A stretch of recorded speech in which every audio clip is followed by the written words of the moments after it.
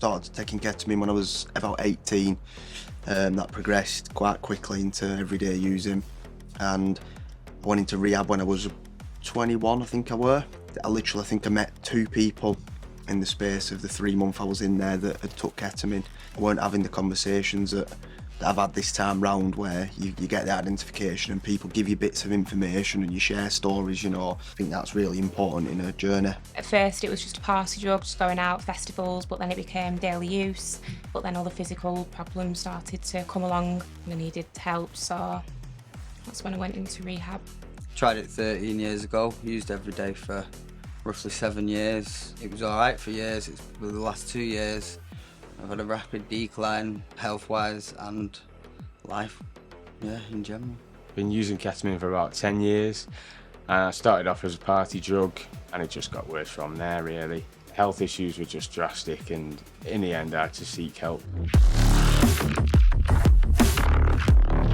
I just thought, something needs to be put in place where there's a support group set up and it's just ketamine. They've got it for every other substance, so why haven't they for ketamine when the issues quadrupled in the last couple of years?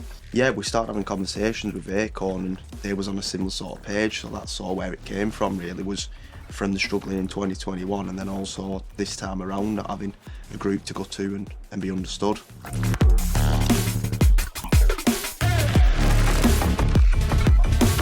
It definitely had a massive impact. That was one reason I was pushing to get into Acorn, just because of the ketamine and the ketamine groups. I was worried that I'd go into another rehab and they wouldn't understand. I feel like Acorn provided for what I needed. They was very supportive on the phone initially anyway, so I knew that coming in here I'd feel really comfortable. Yeah, I definitely felt more confident coming to Acorn because of the group. I was able to talk about any ketamine related issues that I had. I knew a lot of people from the KET group already, which were at Acorn, and then I was given the option at which treatment centre to go to, and being in my local area, I decided to go to Acorn because they cater for my needs. There's people in here already that I can connect to. I was already enrolled at the time, but I think if it was something that was available when I was looking into rehabs, it is something that would have swayed my choice, definitely. I think as humans we like identification, don't we? We like grow that connection, build relationships and stuff like that, and trust. I think trust's a big part of it. I think when you know somebody understands you, you trust them that little bit more, don't you? And I think in a rehab environment you need to trust people.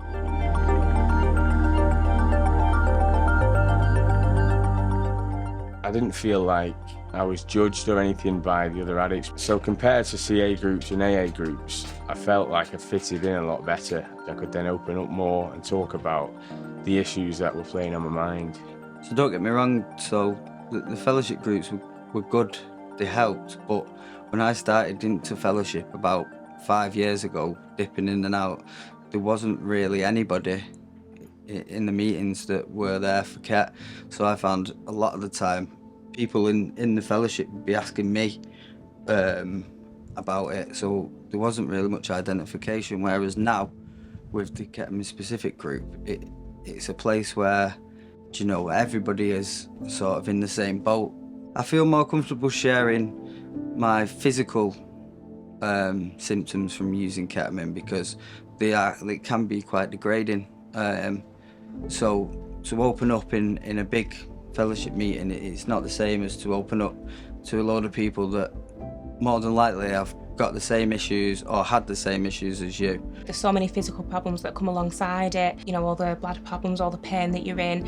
You go to the other meetings and, there's nothing around that side of things and how much it actually affected you long term.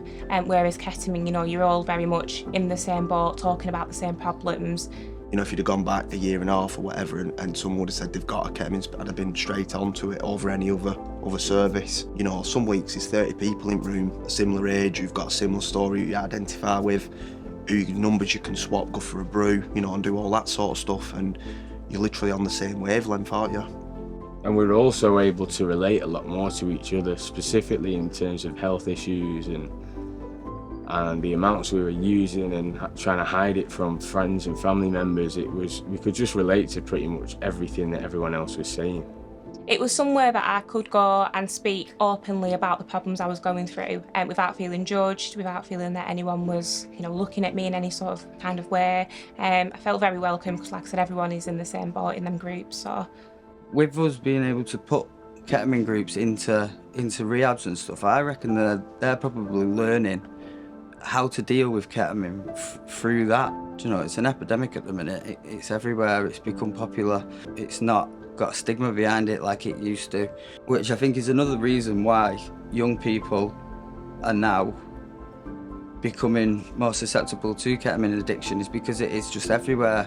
Me being somebody who's used quite a substantial amount of time as well, it's sort of a place where I can share my experiences with the younger generation and people that haven't been using as long and haven't had the consequences that I've had. It's a good place to try and help and inform the younger generation before it's too late.